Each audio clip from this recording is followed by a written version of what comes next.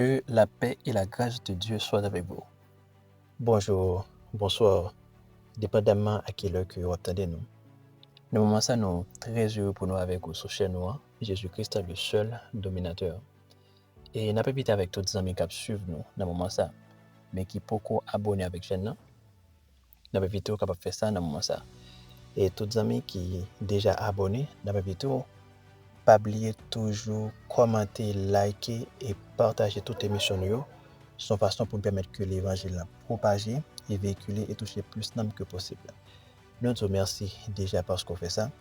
Nous allons passer un très bon moment dans la présence de Dieu. Encore que bon Dieu bénisse nous. Sans plus tarder, nous avons fait une méditation sur la vie de roi qui était existée dans l'Antiquité.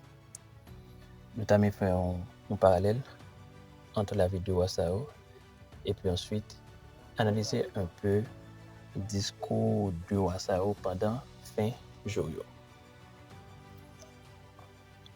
Histoire rapporte nous que en l'an 356 ou 57 avant Jésus-Christ, il y a un roi qui était existé depuis à l'âge de 20 ans qui était déjà succédé à papa.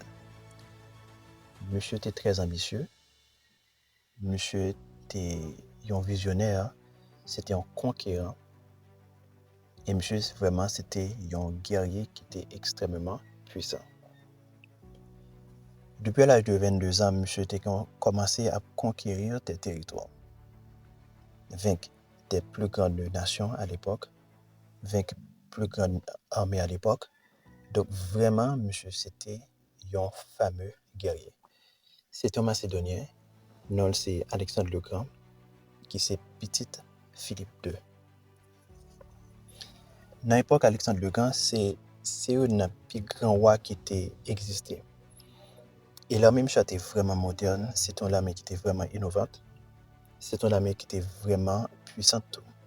Donc Alexandre le Grand, monsieur était puissant politiquement, militairement, diplomatiquement, et monsieur était vraiment en puissant dans l'époque.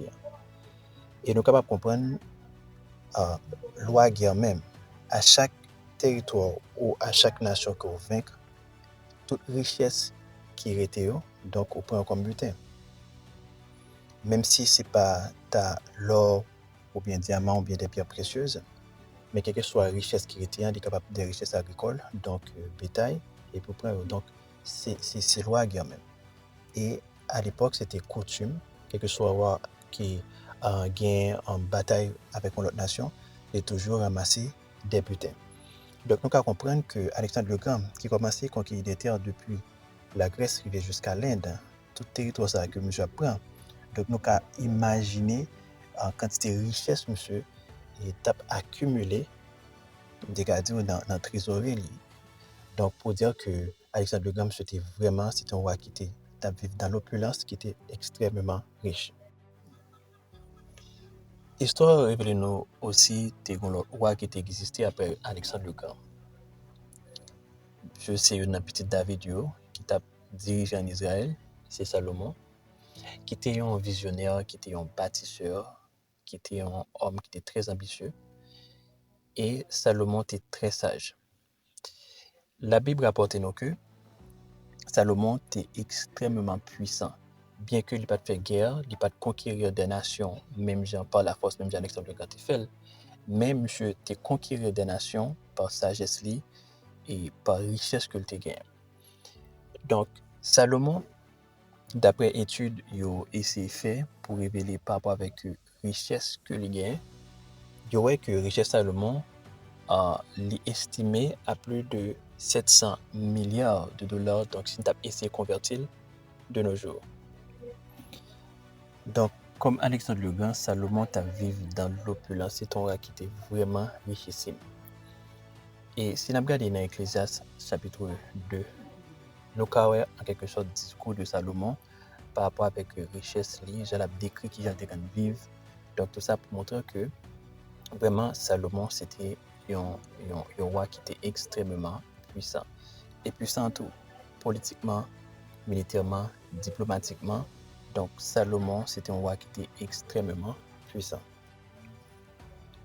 Si on compare de vie ou ça, qui t'a vivre dans l'opulence, qui pas te manquer en absolument rien, nous qu'a dit ça, qui pas te manquer absolument rien, et qui t'a vivre dans l'abondance, qui t'a vivre dans l'opulence, c'est deux wam de gazou en termes de richesse qui était extrêmement complet.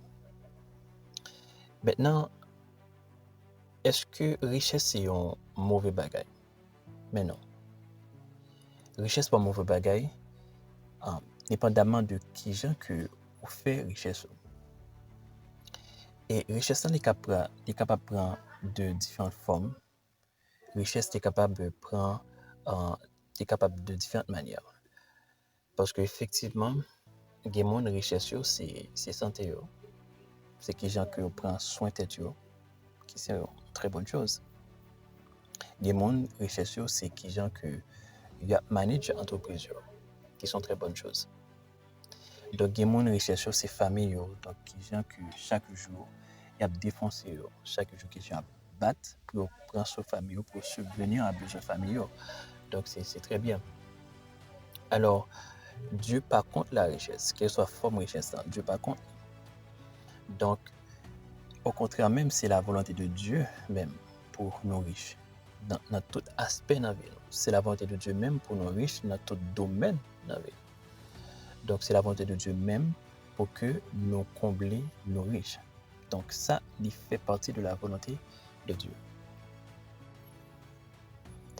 Par rapport avec richesse, nous avons regardé, nous allons regarder un peu le discours du roi Salomon, à savoir Alexandre le Grand et le roi Salomon concernant richesse. Donc, deux rois qui étaient vraiment puissants, richissimes, qui étaient vivre dans l'opulence.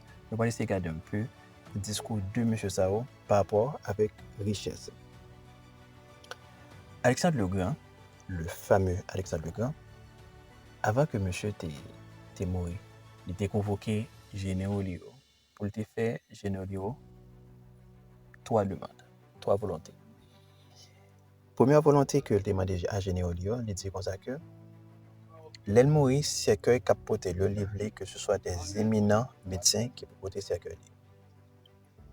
Deuxième volonté, Alexandre le Grand développe que toute richesse que il a accumulée son parcours pendant qu'il conduit, il développe que jeter richesse à terre. Et troisième volonté, Alexandre le Grand, il développe que cercueil qui porté lui donc pour mener sortir hors cercueil. Donc toutes les trois volontés ça ont des grandes significations. Première signification concernant si ce sont des éminents médecins qui peuvent porter cercueil, Alexandre le Grand veut dire que quelle que soit grandeur ou bien quelle que soit capacité science qu'on gagne face à la mort, donc on ne peut pas faire absolument rien. Et deuxième volonté, Alexandre le Grand, qui c'est son parcours pour richesse qu'il a accumulée pour jeter à terre, il veut dire que quelle que soit la richesse que vous êtes capable de gagner dans le monde, ça, donc une fois qu'on mourit, il a prêté là. Et troisième volonté, la signification, c'est que le veut dire que nous sommes venus dans le monde, ça, les mains vides, nous pour aller les mains vides. Nous pouvons comprendre le grand Alexandre le Grand qui fait une telle analyse, une telle observation sur richesse. Et plus tard, Salomon aussi, donc il peut faire